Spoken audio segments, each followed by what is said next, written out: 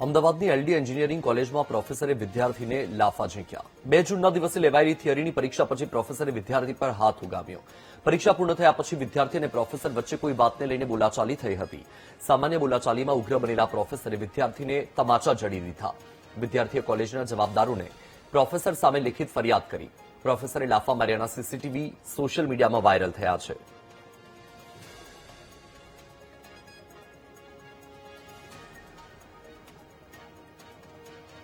વધુ માહિતી આપી રહ્યા છે સંવાદદાતા શુભમ ભટ્ટ ફોન લાઈન પર છે। શુભમ, એલડી એન્જિનિયરિંગ કોલેજમાં પ્રોફેસરે વિદ્યાર્થીને લાફા માર્યા હોય તેવા સીસીટીવી સામે આવ્યા છે, માહિતી?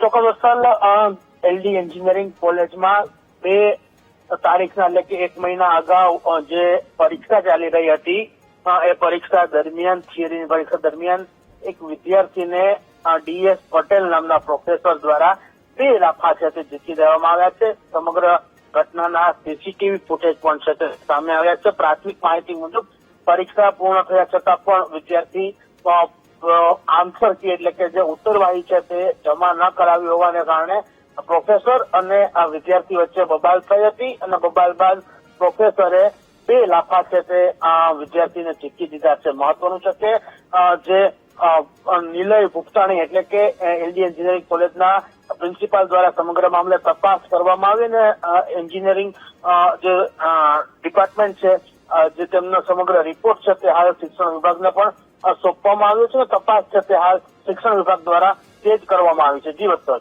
જી, માહિતી સાથે જોડાવા બદલ આભાર શુભમ।